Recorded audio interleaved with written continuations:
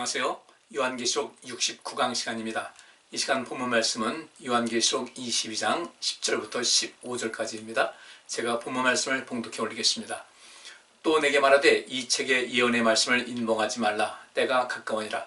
불의를 하는 자는 그대로 불의를 하고 더러운 자는 그대로 더럽고 의로운 자는 그대로 의를 행하고 거룩한 자는 그대로 거룩하게 하라.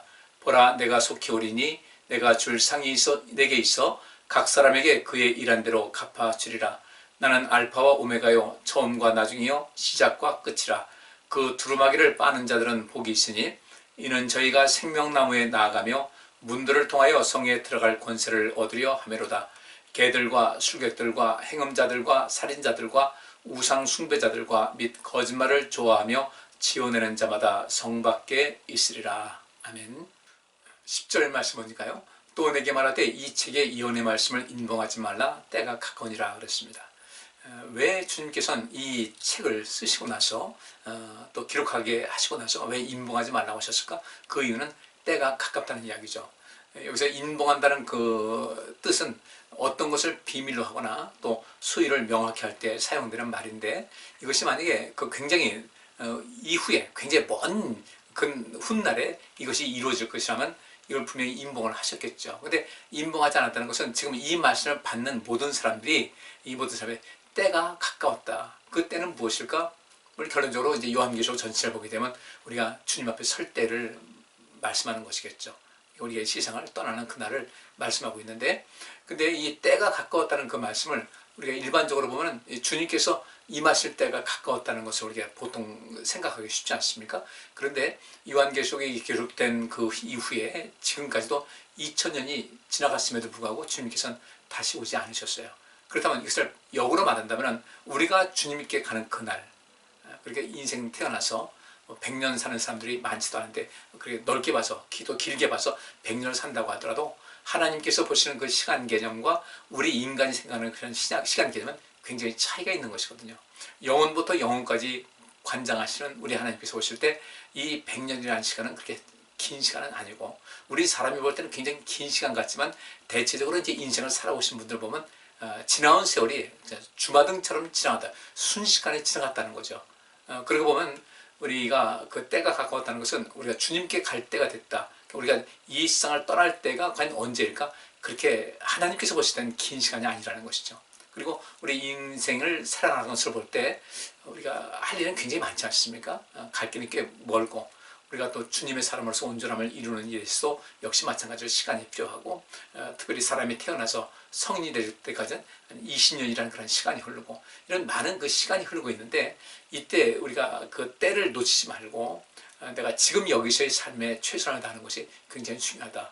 그리고 우리는 주님께서 우리를 부르실 그날, 내가 세상을 떠나는 그날의 모든 것이 이제 마감이 되고 그것으로 평가가 되는 것인데, 그 평가될 때 우리가 온전함을 누리기 위해서는 이 말씀에 관심을 가질 필요가 있다는 것이죠. 관심을 기울이고 어떻게 사는 것이 바른 삶을 사는 것인가, 어떤 길이 나의 생명을 또 보장하는 그런 길인가, 어떻게 사는 것이 내가 주님 앞에 담대히 설 수 있는 그런 것인가를 살필 필요가 있다는 것이죠. 그래서 우리 주님께서는 이 요한에게 이 책을 봉인하지 말라고 하신 겁니다. 곧 이루어질 것이다. 이 말씀을 우리는 관심을 좀 가질 필요가 있어요. 근데 이 때라는 것이 이제 카이로스라는 헬라어가 쓰여졌는데, 이것은 시간, 시점, 올바른 치수, 정확한 비율, 또 결정적인 것, 정해진 시간, 적합한 장소, 적합한 시간, 또 물리적, 시간적 의미로 사용될 경우 이것은 사람이 결단해야 하는 중대한 상황을 나타낸다. 결정적 순간이라는 것이죠. 그러니까 이 주님께서 우리에게 맞는 때가 있어요. 우리의 때가 있는데 그 때가 언제인지 모르니까 이 때가 우리는 늘 가까웠다 생각을 하고 준비하는 삶을 살 필요가 있다. 주님 앞에 설 준비를 하자는 것이죠. 그렇다면 이 때라는 것이 우리는 이것이 기회 또는 이익의 그런 모든 것으로 다가올 수 있어야지, 이것이 내 삶 속의 위기나 위험으로 다가오게 해서는 안 된다는 거죠. 그럼 어떤 사람에게 기회가 되며 또 어떤 사람에게 위기가 되는가, 어떤 사람에게 이익이 되고 어떤 사람에게 위험이 되는가. 결국 준비된 사람에게는 이 때가 기회와 이익이 되지만 준비되지 않은 사람들은 위기와 위험이 된다. 그래서 우리는 늘 이 모든 것을 준비할 필요가 있다는 것을 좀 생각을 하셔야 돼요. 또 여기서 이 가까우니라라는 그 말이 앵기스라는 단어가 쓰여지는데 이것은 공간적으로 가까이에 또 시간적으로는 임박하다는 의미, 이런 것을 이야기하고 있습니다. 근데 여기서 공간적으로 가깝다고 할 때는 내 손을 뻗쳤을 때 손이 닿는 거기까지를 이야기하고 있습니다. 그렇게 예수님께서 때가 찼고 하나님 나라가 가까웠으니 라는 이 말씀을 마가복음 1장 15절에 하고 계신데, 이 말씀 보면 주님께서 하나님 나라가 가까웠다, 때가 찼고 하나님 나라가 가까웠다고 할 때 이 가까웠다는 것은, 하나님 나라가 가까웠다는 것은 바로 무엇입니까? 공간적으로 볼 때 손을 내밀었을 때 바로 앞에 있다는 것이죠. 그러니까 쉽게 말하면 누군가를 대면한다고 할 때 얼굴을 마주하고 계시는 그런 상황. 그리고 보면 여기 마가복음 1장 14절부터 15절 나와 있는 대로 요한이 잡힌 후 예수께서 갈릴리에 오셔서 하나님의 복음을 전파하여 가라사대 때가 찼고 하나님 나라가 가까웠으니 회개하고 복음을 믿으라 하시더라. 그러니까 이 때가 찼다는 것은 앞에 말씀을 드렸어요. 때는 우리가 언제인지 몰라요. 항상 준비하고 있어야 되고, 하나님 나라가 가까웠다고 할 때 이 가깝다는 것이 굉장히 근접한 상태예요. 시간적으로는 뭐 임박했다는 뜻이고, 또 공간적으로는 손을 뻗쳤을 때 이렇게 닿을 수 있는 그런 것을 말하는 것이니까 하나님 나라, 곧 하나님의 통치하심을 의미하고 있는데, 하나님의 통치하심이 이제 비로소 시작이 됐다. 이 하나님 나라가 가까웠다는 것은 바로 예수님께서 하나님 나라, 곧 하나님의 그 통치권을 갖고 이 세상에 오셨다는 것을 말씀을 하고 있는 것이죠. 지금도 우리 천국은 가까이 있습니다. 하나님 나라도 가까이 있고, 또 우리의 인생도 마찬가지. 곧 주님께 갈 날이, 그날을 준비해야 될 때가 임박했다는 것을 우리가 늘 인식을 하고, 왜 이 말씀을 봉인하지 말라고 하셨을까? 곧 이 모든 것은 바로 실행이 된다는 것이죠. 먼 훗날 되는 것이 아니라 바로 이 말씀은 선포되고 또 기록된 그 모든 것이 있는 사람들에게는 그것이 바로 임박하고 바로 내게 지금 여기서의 나의 삶의 모습이 될 것이라는 것을 의미하는 것이죠. 우리가 이 말씀에 성경 전체뿐 아니라 이 요한계시록 말씀도 귀 기울이고 아주 긴장하고 또 준비된 가운데서 모든 것을 주님 앞에 설 수 있는 그런 삶을 살아야 되겠다는 것이죠. 자, 11절 말씀에는 불의를 하는 자는 그대로 불의를 하고, 더러운 자는 그대로 더럽고, 의로운 자는 그대로 의를 행하고, 거룩한 자는 그대로 거룩하게 하라. 이 하나님 말씀은 전파하지 않습니까? 그러니까 이 말씀은 일차적으로는 현재 그 하나님을 믿는다는 사람들이잖아요. 하나님 말씀을 그래도 이렇게 받아들이는 이런 사람들을 말하고 있는데, 선포가 됐어요. 선포가 됐는데 여전히 그 선포된 말씀 속에서 말씀대로 살고자 하는 사람이 있는가 하면 그렇지 않고 계속 엇박자하는 사람이 있다는 것이죠. 근데 이것을 일일이 한 사람 한 사람 붙잡고서 그렇게 해야 됩니다 하는 시간은 여의치 않은 거죠. 하나님 말씀 선포됐다, 우리가 들었다. 그러면 들은 우리는 우리가 그 말씀에 대해서 또 내 삶에 대해서 내가 책임을 질 수 있어야 돼요. 그래서 여기 있는 대로 불의를 하는 자는 그대로 불의를 하고, 말씀을 선포했음에도 불구하고 불의를 행한다? 어떡하겠습니까?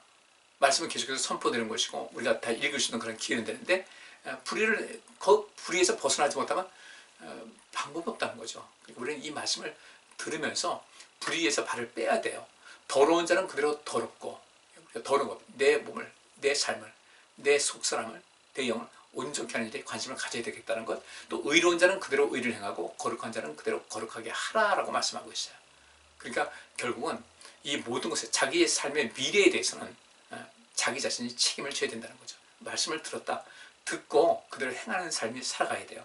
들었는데 그 말씀대로 순종하지 않으면 의미가 없다는 것이죠. 오히려 더 큰 하나님의 징계를 받을 수밖에 없다는 거죠. 알고서도 행치 않았으니까 문제가 되는 거예요. 여기서 이 불이라는 것은 아디키오라는 단어가 잘못 행하다, 부당하게 행하다, 부당하게 취급하다, 손상시키다, 해를 입히다, 하나님에 대한 의무를 소홀히 하다, 하나님께 맞서 불순종의 죄를 짓다. 관심 가져야 돼요. 하나님에 대한 의무를 소홀하는 것, 우리가 말씀 들었잖아요. 근데 그걸 듣지 않고 의무를 소홀히 했다, 또는 하나님께 맞서 불순종의 죄를 지었다. 그건 내가 책임져야 될 문제예요. 우리가 이 말씀을 통해서 우리가 어떤 삶을 살아가야 될 것인가 항상 각성해야 될 줄로 믿습니다. 여기 더럽다는 것은 문자 그대로 더럽고 불결한 상태, 내 영도, 내 마음도, 내 정서도, 생각도. 그렇죠. 사람이 입으로 먹는 것이 뭐 더러운 것이 아니다. 입으로 나오는 것이 더럽다. 그 마음에서 나오는 것이죠. 내 안에 더러운 것이 있으면 안 돼요. 불결한 것이 있으면 안 돼요. 항상 내 생각도 깨끗해야 되고, 내 정서도 안정되게 해서 아름다운 정서를 가질 수 있어야 되고, 우리 행동 역시 마찬가지입니다. 더럽거나 불결한 상태 되면 안 돼요. 그리고 의로운 자는 그대로 의를 행하고 거룩한 자는 그대로 거룩하게 하라. 그런 사람들이 전체적으로 볼 때 훨씬 적겠죠.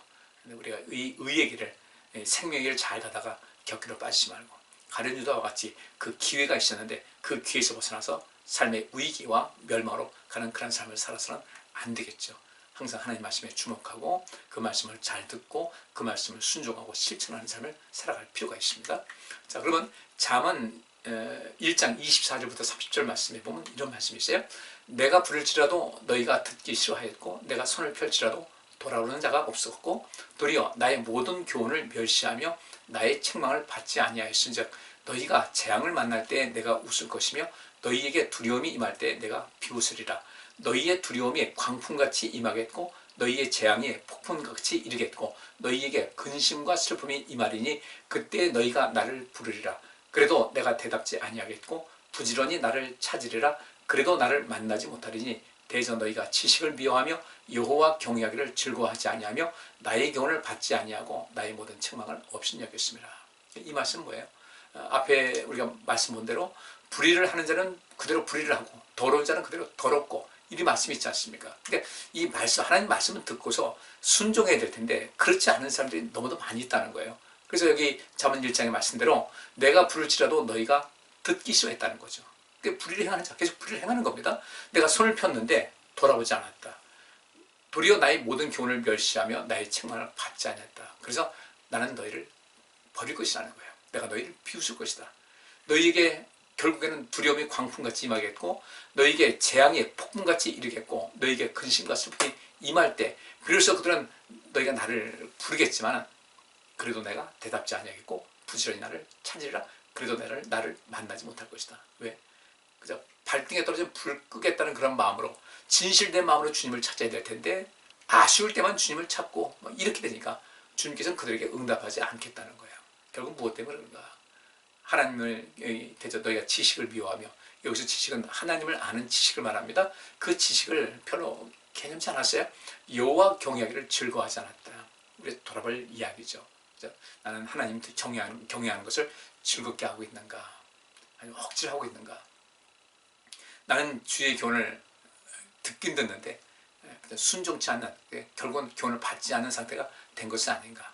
주님의 책망을 없인 여기는 적은 없던가를 좀 늘 돌아보셔야 돼요. 그래야 우리가 영원한 생명을 얻을 수가 있게 됩니다. 자, 12절에 보라 내가 속히 오리니 내가 줄 상이 내게 있어 각 사람에게 그의 일한 대로 갚아줄 것이다. 아까 우리 10절에 있는 말씀대로 속히 온다는 그 말씀, 우리가 주님께 속히 가는 거죠. 이제까지 이 요한계시록 기록될 그 당시부터 지금 여기서까지 주님께서는 아직 오지 않으셨고 그 안에서 이 세상 살다가 이제 주님께 간 사람들, 뭐 구원받아 간 사람도 있지만 그렇지 못한 사람도 있을 것이고, 이건 속히 온다는 것은 우리의 삶의 종착역이 그렇게 멀지 않아서 속히 올 것이라는 거예요. 그때 우리는 어떻게 되겠습니까? 내가 줄 상이 내게서 각 사람에게 그의 일한 대로 갚아줄 것이다. 일한 대로 갚아준다. 많이 일한 사람도 많이 갚아줄 것이고 적게 일한 사람은 적게 갚아줄 것이고 그 일을 하지 않은 사람들은 영벌에 빠지게 될 것이고, 그래서 이사야 62장 8절부터 12절 보니까 이런 말씀이 있어요. 여호와께서 그 오른손 그 능력의 팔로 맹세하시되 내가 다시는 내 곡식을 내 원수들에게 식물로 주지 아니하겠고 너희 수고하여 얻은 포도주를 이방인으로 마시지 않게 하실 것인즉 오직 추수한 자가 그것을 먹고 나 여호와를 찬송할 것이요 거둔 자가 그것을 나의 성소들에서 마시리라 하셨느니라. 성문으로 나아가라 나아가라. 백성의 길을 예비하라. 대로를 수축하라. 돌을 제하라. 만민을 위하여 길을 들라. 여호와께서 땅끝까지 반포하시되 너희는 딸 시온에게 이르라. 보라 네 구원이 임하느니라. 보라 상급이 그에게 있고 보응이 그 앞에 있느니라 하셨느니라. 이 모든 말씀은 모든 것을 주관하시는 하나님, 그래서 하나님께서는 그 백성을 정말 여전히 사랑하시고 살피시고 아끼시는데 그 가운데서 온전하게 하나님께 반응하는 사람들, 그들에게는 상급이 있겠죠. 근데 무반응한다, 무시한다, 그들에게는 보응이 있겠죠. 그래서 우리 하나님 앞에서는 모든 것을 우리가 다 노출될 수밖에 없다는 것을 알고 늘 믿음으로 살고 또 하나님께서 기뻐하실 만한 그런 삶을 열심히 살아가야 되는 것이죠. 13절 말씀 보니까 나는 알파와 오메가요 처음과 나중이요 시작과 끝이라 그 두루마기를 빠는 자들은 복이 있으니 이는 저희가 생명나무에 나아가며 문들을 통하여 성에 들어갈 권세를 얻으려 함이로다. 주님께서는 계획하신 것을 다 이루신 분이세요.